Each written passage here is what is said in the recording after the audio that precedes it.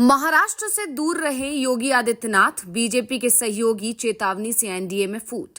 अजीत पवार ने प्रधानमंत्री मोदी की रैली कराने से किया इनकार। बीजेपी नेताओं की अजीत पवार की सीट पर नहीं होगी रैली। बीजेपी के विरोध को दरकिनार कर नवाब मलिक के प्रचार में पहुंचे अजीत पवार। महाराष्ट्र में महायुति गठबंधन यानी एनडीए में बगावत की स्थिति बन गई है। अजीत पवार ने नरेंद्र मोदी की बारामती में रैली कराने से इनकार कर दिया है। साथ ही यूपी के सीएम योगी आदित्यनाथ को बाहरी करार दे दिया है, जिससे बीजेपी भड़क उठी है। एक तरफ अजीत पवार बीजेपी पर करारे हमले कर रहे हैं, तो एकनाथ शिंदे खुलकर योगी के बयान के साथ खड़े हो गए हैं। दरअसल इस समय महाराष्ट्र विधानसभा चुनाव में बीजेपी के नेता योगी आदित्यनाथ का नारा बटोगे तो कटोगे का जोर शोर से प्रचार हो रहा है। ये नारा इस बार चुनावों में बड़ा मुद्दा बन गया है। तो एनडीए के अंदर इस पर कुछ दलों को परेशानी भी हो रही है, जिसमें से एक दल एनसीपी भी है और अजीत पवार तो खुलकर योगी का विरोध कर रहे हैं। तो आज हम अपनी स्पेशल रिपोर्ट में इसी मुद्दे पर करने जा रहे हैं बात, तो वीडियो को आखिर तक जरूर देखें। महाराष्ट्र में 20 नवंबर को विधानसभा चुनाव होना है और 23 नवंबर को नतीजे आ जाएंगे। इन चुनावों में एक तरफ महाविकास अघाड़ी गठबंधन आरक्षण, संविधान, जाति, जनगणना वाले वो ही मुद्दे जो लोकसभा चुनाव में उसने उठाए थे, उसे लेकर फिर से चुनाव लड़ रहा है। तो बीजेपी ने इस बार राष्ट्रवाद की जगह कट्टर हिंदुत्व की राजनीति की तरफ कदम बढ़ाया है। यूपी के सीएम योगी आदित्यनाथ नारा दे रहे हैं कि बटेंगे तो कटेंगे, एक रहेंगे तो नेक रहेंगे। तो वहीं पीएम मोदी भी कह रहे हैं कि एक रहेंगे तो सेफ रहेंगे। पीएम मोदी के नारे में तो उग्रता नहीं दिखती है, लेकिन योगी आदित्यनाथ के बटेंगे तो कटेंगे वाले नारे पर अब एनडीए के ही साथी अजीत पवार सवाल उठाने लगे हैं। उन्होंने साफ कह दिया है कि ये नारा यहाँ काम नहीं करेगा।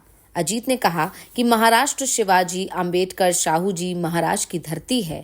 महाराष्ट्र के डिप्टी सीएम अजीत पवार ने ये भी कहा कि महाराष्ट्र में बाहर के लोग आकर ऐसे विचार बोल जाते हैं, दूसरे राज्यों के बीजेपी सीएम तय करें कि उन्हें क्या बोलना है। अजीत पवार सीधे सीधे योगी आदित्यनाथ पर हमलावर दिखाई दे रहे हैं। तो दूसरी तरफ शिवसेना नेता संजय निरुपम ने योगी का बचाव खुलकर किया है। संजय निरुपम ने कहा कि योगी आदित्यनाथ कह रहे हैं कि अगर आप बिखर जाते हैं तो कमजोर हो जाते हैं, अगर आप एकजुट रहते हैं तो मजबूत रहते हैं। उन्होंने कहा कि अजीत दादा आज नहीं समझ रहे हैं, आगे समझ जाएंगे। बटेंगे तो कटेंगे, ये लाइन बिल्कुल चलेगी। अजीत दादा को समझना पड़ेगा कि सीएम योगी कोई गलत बात नहीं कर रहे हैं। इसे समझने में कुछ लोगों को समय लग सकता है। इससे पहले अजीत पवार ने पीएम मोदी की रैली को भी अपने चुनाव क्षेत्र में कराने से इनकार कर दिया था। इसके साथ ही ये भी साफ कर दिया कि योगी आदित्यनाथ की कोई भी रैली एनसीपी उम्मीदवारों के विधानसभा क्षेत्र में नहीं होगी। इसे लेकर कांग्रेस ने बीजेपी पर करारा तंज कसा है। पार्टी के सोशल मीडिया अकाउंट पर तंज कसते हुए उन्होंने लिखा कि चुनाव के बीच महाराष्ट्र के एनडीए गठबंधन में टकराव शुरू हो गया है। अब अजीत पवार ने साफ कहा है कि नरेंद्र मोदी को मेरे इलाके में रैली करने की जरूरत नहीं है। इतना ही नहीं, अजीत पवार ने बटेंगे तो कटेंगे पर कहा, महाराष्ट्र के लोग इस तरह की टिप्पणी पसंद नहीं करते। महाराष्ट्र छत्रपति शिवाजी महाराज, राजर्षि शाहू महाराज और महात्मा फुले का है। शिवाजी महाराज की शिक्षा समाज के सभी वर्गों को साथ लेकर चलने की है। चुनाव के बीच ही अजीत पवार बीजेपी को उसकी हद में रहने की हिदायत दे रहे हैं। ये साफ बात है कि अजीत पवार ये भांप चुके हैं कि महाराष्ट्र में महाविकास अघाड़ी की सरकार आ रही है और इसके पीछे की एक वजह बीजेपी की नफरत की राजनीति है, जिसे संविधान में विश्वास रखने वाली महाराष्ट्र की जनता पसंद नहीं करती। साफ है, कांग्रेस अजीत और बीजेपी की लड़ाई में अपना फायदा देख रही है, तो दूसरी तरफ अजीत और बीजेपी के बीच टकराव और तेज होने के संकेत मिल रहे हैं। दरअसल बीजेपी अजीत पर लगातार दबाव बना रही थी कि वो नवाब मलिक को टिकट ना दे, लेकिन अजीत पवार ने बीजेपी के सभी दावों को दरकिनार करते हुए मानखुर्द शिवाजी नगर सीट से नवाब मलिक को एनसीपी का उम्मीदवार बना दिया और अब वो इस सीट पर प्रचार भी कर रहे हैं। उन्होंने नवाब मलिक के समर्थन में रैली की है। दूसरी तरफ नवाब मलिक ने भी अजीत पवार को शेर बताते हुए कहा कि उन्हें बीजेपी के किसी भी नेता की जरूरत नहीं है। मलिक ने यहां तक ऐलान कर दिया कि वो अपने चुनाव अभियान में सिर्फ एनसीपी नेताओं की तस्वीरों का इस्तेमाल करेंगे। पीएम मोदी या बीजेपी की किसी तस्वीर का इस्तेमाल वो नहीं करेंगे। शिवसेना शिंदे गुट का उम्मीदवार तो इस सीट पर पहले से ही चुनाव लड़ रहा है, इसलिए शिवसेना के किसी भी नेता की तस्वीर का भी वो इस्तेमाल नहीं करेंगे। यानी महाराष्ट्र चुनाव में इस बार अजीत पवार ने एक तरह से एनडीए छोड़ने की तैयारी कर ली है। नवाब मलिक को खुलकर बोल रहे हैं कि चुनाव के बाद अजीत पवार पाला बदलेंगे, लेकिन अजीत पवार ने अभी तक ये बयान तो नहीं दिया है। लेकिन जिस तरह से योगी आदित्यनाथ पीएम मोदी को लेकर अजीत पवार के तेवर सख्त दिखाई दे रहे हैं, उसे देखते हुए ये साफ है कि अजीत पवार नया विकल्प तलाश रहे हैं और इसके लिए जरूरी है कि वो अपनी छवि को बचाए रखें, क्योंकि उनके गठबंधन में शामिल जो दो दल हैं, बीजेपी और शिवसेना, दोनों की छवि कट्टर हिंदुत्व की राजनीति करने वाली है, जबकि अजीत पवार की एनसीपी हमेशा सेकुलर राजनीति करती रही है। शरद पवार तो अभी भी दावा कर रहे हैं कि वो किसी भी कीमत पर बीजेपी के साथ नहीं जाएंगे और अजीत पवार से भी उन्होंने इसीलिए दूरी बनाई है कि वो बीजेपी के साथ चले गए हैं। हमारी लड़ाई विचारधारा की है, बीजेपी की विचारधारा के साथ कभी भी हम लोग नहीं जाएंगे। और अब अजीत पवार भी बीजेपी की उसी विचारधारा का विरोध करते हुए दिखाई दे रहे हैं। योगी आदित्यनाथ पर निशाना साधने के मामले में इंडिया गठबंधन भी पीछे नहीं दिख रहा है।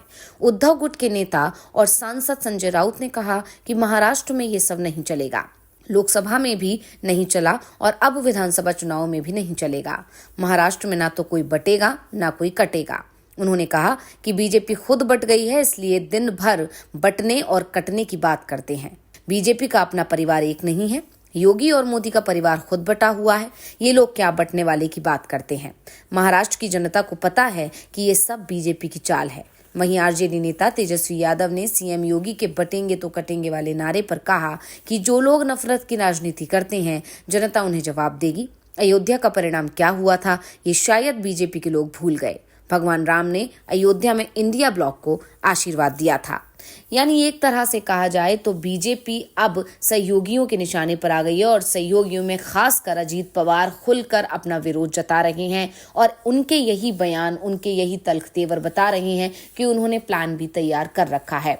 अगर उनकी पार्टी के उतने उम्मीदवार जीत कर आ जाते हैं जितने की किंग मेकर बनने के लिए जरूरत है, तो फिर वो किंग मेकर बनेंगे और किंग मेकर बनकर वो किंग बनने का सपना देख रहे हैं। यानी अपने हाथ में अजीत पवार बार्गेनिंग पावर रखना चाहते हैं और अगर उनके हाथ में वो पावर आ गई तो फिर वो फैसला करेंगे कि कौन उन्हें तवज्जो दे रहा है। जो उन्हें तवज्जो देगा वो उधर चले जाएंगे। और इसी के साथ माना जा रहा है कि नवाब मलिक ने जो बयान दिया था कि अजीत पवार कभी भी पाला बदल सकते हैं, कहीं ना कहीं उस बयान में कोई ना कोई सच्चाई तो है और इसी की जानकारी नवाब मलिक को क्योंकि पहले से थी और इसलिए इस बात पर ज्यादा ध्यान जाता है, क्योंकि एक दिन पहले ही नवाब मलिक ने यह बयान दिया था और अगले ही दिन खबर आती है कि अजीत पवार ने नवाब मलिक को टिकट दे दिया है मानखुर्द शिवाजी नगर से, जबकि इससे पहले नवाब मलिक निर्दलीय चुनावी मैदान में उतरने जा रहे थे। तो अगर नवाब मलिक के बयान में किसी तरह की सच्चाई नहीं होती तो शायद अजीत पवार उनके बयान के खिलाफ नाराजगी जाहिर कर सकते थे, लेकिन ऐसा करने के बजाय उन्हें तो कहीं ना कहीं इनाम मिल गया। तो ये जानकारी आपको कैसी लगी, हमें कमेंट करके अपनी राय जरूर दीजिएगा। इसी के साथ वीडियो को लाइक करें, वीडियो को शेयर करें और चैनल को सब्सक्राइब करना ना भूलें। धन्यवाद।